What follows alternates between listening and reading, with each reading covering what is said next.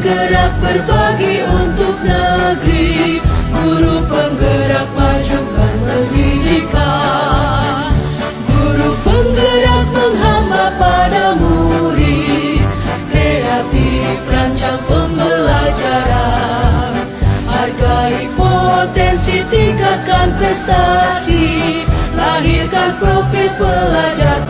Assalamualaikum warahmatullahi wabarakatuh.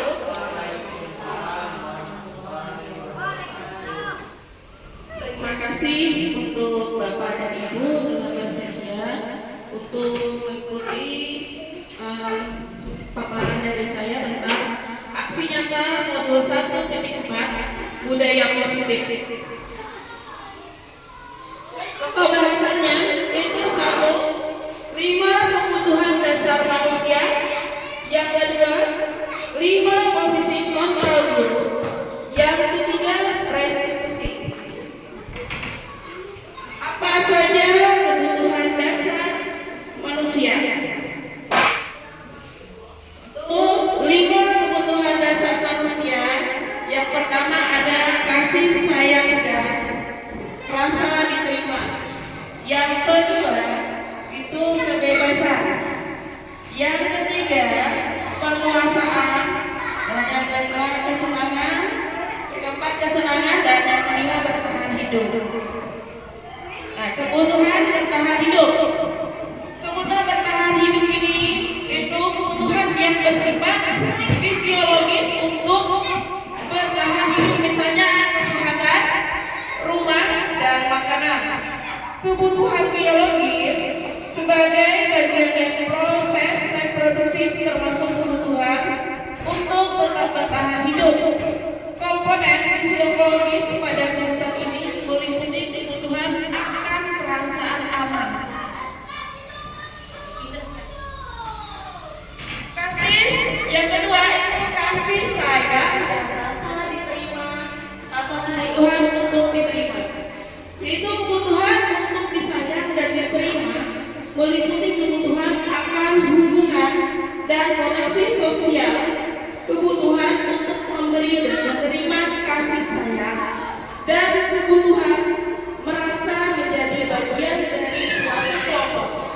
Kebutuhan ini juga meliputi keinginan untuk tetap terhubung dengan orang lain seperti teman, keluarga, pasangan hidup, teman kerja, binatang peliharaan, dan kelompok di mana kita tergabung. Yang ketiga itu penguasaan, kebutuhan pengakuan atas kemampuan. Kebutuhan ini berhubungan dengan kekuatan untuk mencapai sesuatu, menjadi kompeten, menjadi terampil, diakui atas prestasi dan keterampilan kita, didengarkan dan memiliki rasa harga diri. Kebebasan, kebutuhan akan pilihan. Yaitu kebutuhan untuk bebas adalah kebutuhan akan kemandirian, otonomi, memiliki pilihan dan mampu mengendalikan arah hidup seseorang. Anak-anak dengan kebutuhan kebebasan yang tinggi menginginkan pilihan. Mereka perlu banyak bergerak, suka mencoba-coba, tidak terlalu terpengaruh oleh orang lain, dan senang mencoba hal baru dan menarik. Itu adalah kesenangan. Yang keempat kesenangan, kebutuhan untuk merasa senang. Kebutuhan akan kesenangan adalah kebutuhan untuk mencari kesenangan, bermain, dan tertawa. Bayangkan hidup tanpa kenikmatan apapun betapa menyedihkan. Kemudian ada apa posisi kontrol guru? Yaitu ada 5 posisi kontrol guru. Guru itu pertama sebagai penghukum, artinya guru memberikan hukuman bisa menggunakan hukuman fisik atau verbal, artinya hukuman fisik mengenai tubuhnya, sedangkan verbal itu yang menjelas lihat dengan kata-kata kita.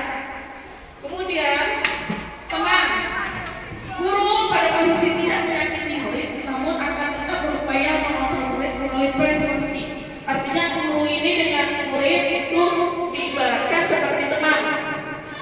tidak ada batasannya, cuma batasannya ada, cuma batasan itu tidak terlalu jauh. Artinya kayak apa, kita berteman. Jadi murid diposisikan sebagai teman. Kemudian pemantau, guru pada posisi sebagai pengawas murid. Artinya kita mengawasi murid satu persatu, kita awasi dengan sifat-sifat mereka. Jangan sampai kita tidak tahu dengan posisi mereka. Jangan sampai kita langsung mengambil keputusan ketika mereka berbuat salah. Tapi kita awasi dulu atau kita pantau dulu apa yang mereka lakukan, kenapa mereka melakukan itu, kita pantau. Kemudian guru itu sebagai manajer. Guru berbuat sesuatu bersama dengan murid, mempersilahkan murid mempertanggungjawabkan perilakunya, mendukung murid agar dapat menemukan solusi atau permasalahan sendiri. Nah, jadi kita mempersilahkan murid untuk bertanggung jawab seandainya dia melakukan suatu kesalahan, seandainya dia sedang berkelahi dengan teman.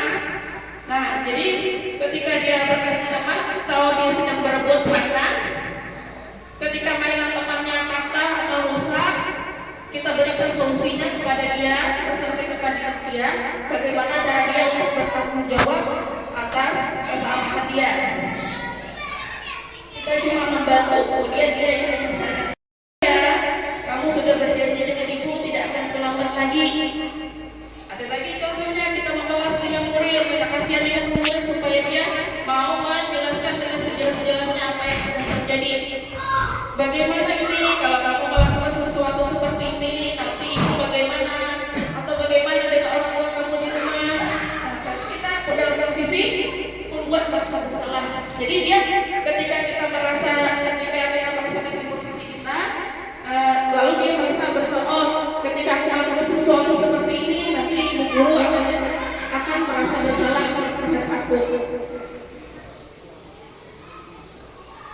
Apa itu restitusi? Nah, restitusi itu adalah proses menciptakan kondisi bagi murid untuk memperbaiki kesalahan mereka sehingga mereka bisa kembali pada kelompok mereka dengan karakter yang lebih kuat. Restitusi adalah proses kolaboratif yang mengajarkan murid untuk mencari solusi untuk masalah dan membantu murid berpikir tentang orang seperti apa mereka inginkan dan bagaimana mereka harus memperlakukan orang lain. Itu tadi, ketika murid melakukan kesalahan, kita jangan langsung memvonis ataupun membuat dia menjadi tersangka. Tapi kita selesaikan, kita panggil orangnya, kemudian kita restitusi dulu, cari permasalahannya, kenapa dia melakukan hal tersebut. Ciri-ciri restitusi bukan untuk menebus kesalahan, namun untuk belajar dari kesalahan. Nah, artinya ketika dia berkelahi dengan kawan, dia merasa bersalah kan? Setelah merasa bersalah lalu dia bisa belajar dari kesalahannya. Ketika dia mengaku kawannya terluka, nah jadi dia nanti kalau kembalikan kepada dia sendiri, bagaimana kalau dia terluka, nah dia akan merasakan, oh kalau aku terluka berarti rasanya sakit. Begitu juga dengan temanku. Artinya membuat dia belajar dari kesalahan. Kemudian yang kedua, restitusi memperbaiki hubungan.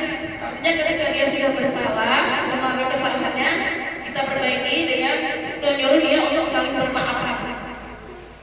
Restitusi adalah tawaran, bukan paksaan. Kita tawarkan bagaimana cara dia bertanggung jawab.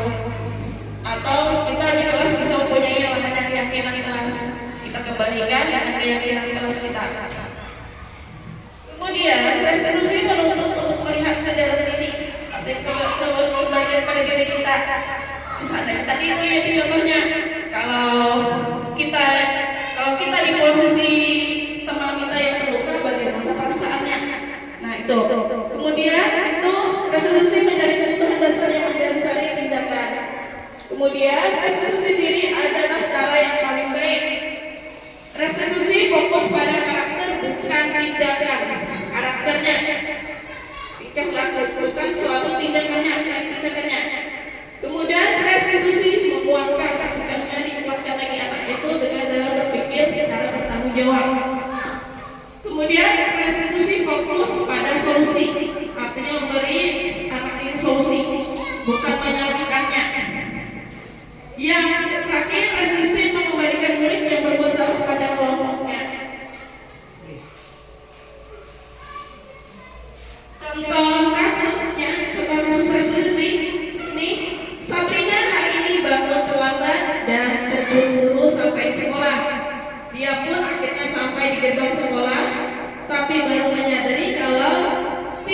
menggunakan sepatu hitam seperti tertera di peraturan sekolah. Di depan pintu kelas, Bapak Lukman memperhatikan sepatu Sabrina yang berwarna coklat. Sabrina berusaha menjelaskan bahwa dia terburu-buru dan salah menggunakan sepatu.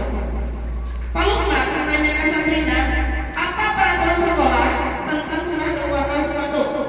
Sabrina menjawab, sudah mengetahui sepatu harus berwarna hitam. Namun terburu-buru dan salah mengenakan sepatu. Selain tidak mungkin kembali pulang karena rumahnya jauh sekali, Pak Lukman tetap bersikeras pada peraturan yang berlaku dan mengatakan, ya, kamu sudah melanggar peraturan sekolah. Kamu salah, sudah terlambat. Salah pula warna sepatunya. Segera buka sepatumu kalau tidak bisa mengenakan warna sepatu sesuai peraturan. Sabrina meminta maaf dan memohon kembali kepada Pak Lukman agar tetap dapat mengenakan sepatunya dan berjanji tidak akan mengulangi kesalahannya. Namun, Pak Lukman tidak mau tahu. Tidak, kamu telah melanggar peraturan sekolah. Kalau tidak sanggup ambil sepatu di rumah atau diantarkan sepatu ke sekolah, ya sudah. Kamu tidak bersepatu saja seharian di sekolah. Sekarang copot sepatumu dan silakan belajar tanpa sepatu seharian.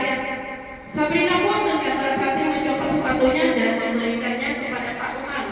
Seharian dia tidak berani berkeliling sekolah karena malu dan lebih banyak berdiam diri di kelas tanpa alas kaki. Nah, di sini berarti Pak Lukman ini sebagai penghukum, bukan orang yang mencari solusi. Nah, ini cara penyelesaiannya. Kita selesaikan dengan kasus restitusinya. Itu pertama, satu, dalam kasus di atas, sikap posisi apakah yang diambil oleh Bapak Lukman? Jelaskan apakah indikatornya. Pak Lukman itu sebagai penghukum, karena Pak Lukman tetap bersikeras pada peraturan yang berlaku, tidak ada negosiasi dulu, tidak menghiraukan alasan. Nah, Pak Lukman ini sebagai penghukum, dia tidak ingin tahu bagaimanapun alasan siswa. Yang kedua, bila Bapak Lukman mengambil posisi seorang manajer, apa yang akan dikatakannya? Pertanyaan-pertanyaan seperti apakah yang akan diajukan ke Sabrina? Jelaskan apa yang kamu yakini, apa yang bisa kamu lakukan untuk memperbaiki masalah ini. Nah, solusinya, karena Sabrina sudah mengetahui peraturan di sekolah, hanya saja Sabrina terburu-buru dan Sabrina sudah mengakui kesalahannya dan berjanji tidak akan mengulanginya lagi. Yang ketiga, kira-kira bila Anda adalah kepala sekolah di sekolah tersebut, nilai kebajikan apa yang ingin ditunjukkan oleh peraturan harus berwarna hitam. Komitmen dan keteraturan untuk mendisiplinkan dan menseragamkan dalam mengenakan bersepatu. Yang keempat, bagaimana Anda menyikapi langkah yang diambil Pak Lukman mengenai kasus tersebut? Sebagai kepala sekolah, saya kurang setuju atas langkah yang diambil Pak Lukman karena telah mengabaikan alasan anak, yaitu Sabrina meminta maaf dan memohon kembali kepada Pak Lukman agar tetap dapat mengenakan sepatunya dan berjanji tidak akan mengulangi kesalahan. Namun Pak Lukman tidak mau tahu. Tidak, kamu telah melanggar peraturan sekolah.